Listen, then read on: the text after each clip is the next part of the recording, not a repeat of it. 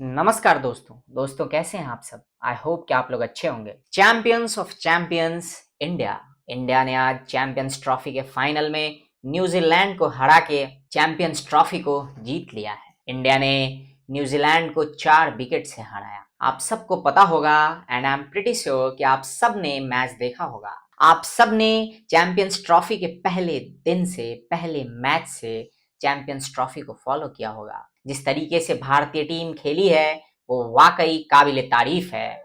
सिर्फ आज ही नहीं बल्कि पूरे ट्रॉफी में जिस तरीके से भारतीय टीम खेली है, और खासकर रोहित शर्मा की कप्तानी, उनकी कप्तानी को दाद देनी पड़ेगी। दोस्तों, हम इस वीडियो में इन्हीं सारी चीजों के बारे में बात करेंगे। साथ ही साथ हम ये भी बात करेंगे कि किस तरीके से विगत कुछ दिनों पहले कांग्रेस के प्रवक्ता ने रोहित शर्मा के बारे में क्या कहा था, और हम ये भी बात करेंगे कि कैसे पाकिस्तान में मेल डाउन हो रहा है, कैसे पाकिस्तान और पाकिस्तानियों को काफी दुख हो रहा है।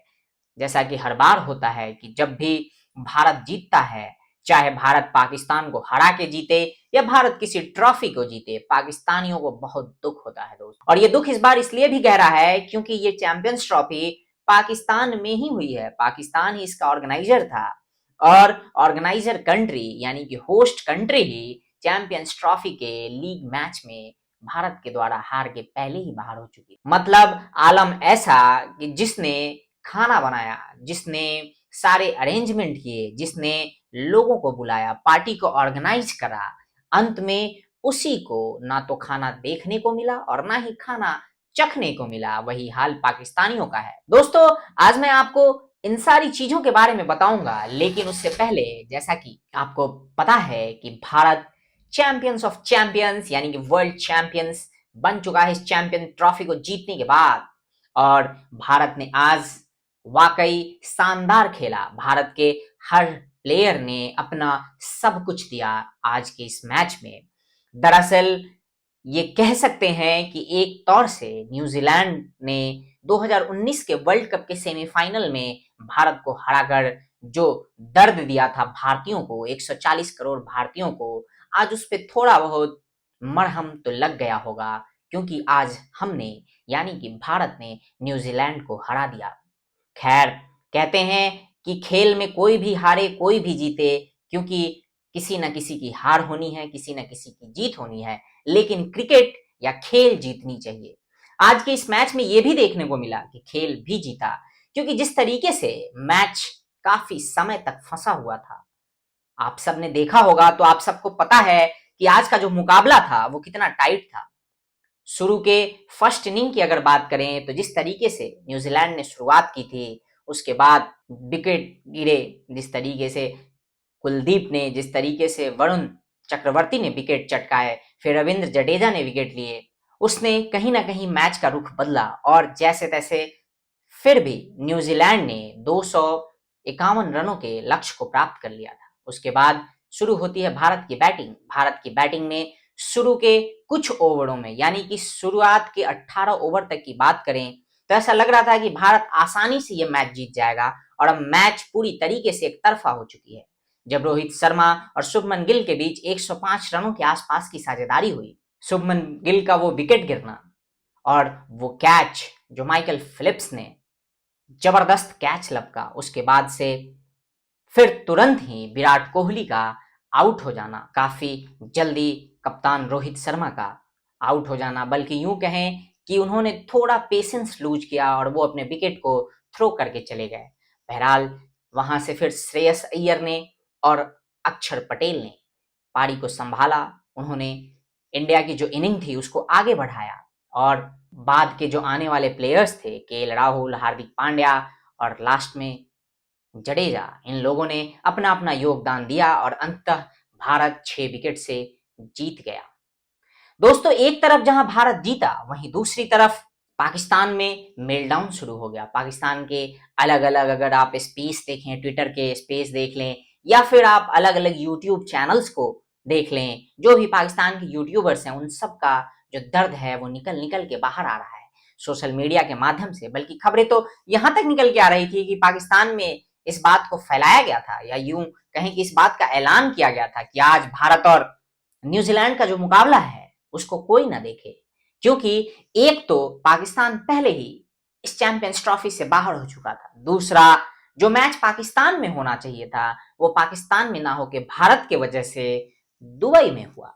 दोस्तों, पाकिस्तान को कई सारे दर्द मिले हैं आज के इस मैच के बाद, लेकिन पाकिस्तान से मुझे याद आया कि हमारे देश में भी कुछ ऐसे लोग हैं जो पाकिस्तान से प्रेम जिनका समय समय पे जाहिर होता रहता है। और हमने देखा है, ऐसा नहीं है कि ये पहली बार है या जिसके बारे में मैं बात करने वाला हूं उन लोगों का पाकिस्तान प्रेम पहली बार जाहिर हो रहा है। हमारे देश के एक पार्टी की प्रवक्ता हैं, उन्होंने रोहित शर्मा को कुछ समय पहले मोटा कहा था, अनफिट कहा था, लेकिन ये वही रोहित शर्मा है जिन्होंने अपनी कप्तानी में पिछले 2 आईसीसी ट्रॉफीज को जीता है, चाहे वो 2020 वर्ल्ड कप हो या फिर आज चैंपियंस ट्रॉफी हो। इससे पहले 50 ओवर यानी कि ओडीआई के वर्ल्ड कप में फाइनल तक टीम इंडिया को लेके गए थे।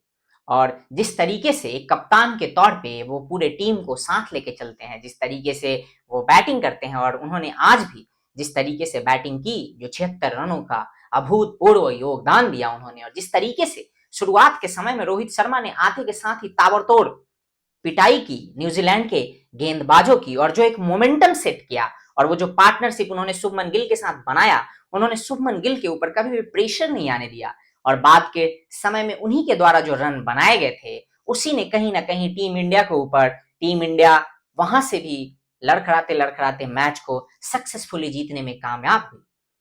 तो ऐसा हमने देखा है दोस्तों कि किस तरीके से कुछ ऐसे लोग हैं जो इस देश में रहते हैं, जो इस देश का खाते हैं, लेकिन उनकी जो भक्ति है, उनका जो प्रेम है, वो पाकिस्तान के लिए हर बार उमड़ के आ जाता है और हम ये देखते हैं। लेकिन खैर, मैं उन लोगों से बस इतना ही कहना चाहूंगा कि इतने दगाबाज तो कोई जानवर भी नहीं होता जिसे समझ नहीं होती। आप लोग तो इंसान हो, कम से कम आपको इस बात की इतनी गैरत तो होनी चाहिए कि जिस देश में आप रहते हो, जिस देश का आप खाते हो, उसके बारे में और उस देश को रिप्रेजेंट करने वाले उन खिलाड़ियों के बारे में कम से कम इस तरीके की बातें ना की जानी चाहिए।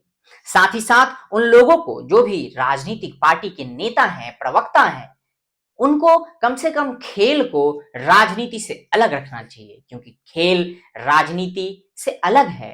खेल, चाहे वो कोई भी खेल हो, चाहे क्रिकेट हो, फुटबॉल हो, टेनिस हो, या कोई भी खेल हो, कोई भी प्लेयर देश के लिए खेलता है, और जब देश के लिए खेलता है तो वो देश को रिप्रेजेंट कर रहा होता है। और मुझे जो समझ आता है, या मेरी जो समझ है, उसके आधार पे मैं ये कह सकता हूं कि जब बात देश की आए तो उस समय पे हर राजनीति को साइड पे रख देनी चाहिए और फोकस सिर्फ देश पे होना चाहिए। लेकिन खैर, मुझे नहीं पता कि उन लोगों को जिनको समझ नहीं है, जिनको गैरत नहीं है, उनको समझ आएगी भी या नहीं आएगी। बहरहाल दोस्तों, मैं आप सबको 140 करोड़ जो भारतीय हैं, जिनका दिल क्रिकेट के लिए धड़कता है, उन सबको कांग्रेट्स कहना चाहता हूं।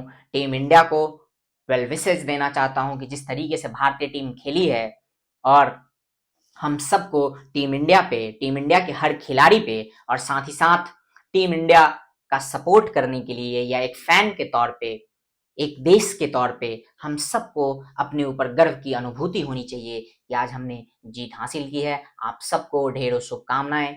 बाकी अभी के लिए बस इतना ही दोस्तों, मिलते हैं अगले वीडियो में। टिल देन, जय हिंद, जय भारत, नमस्कार।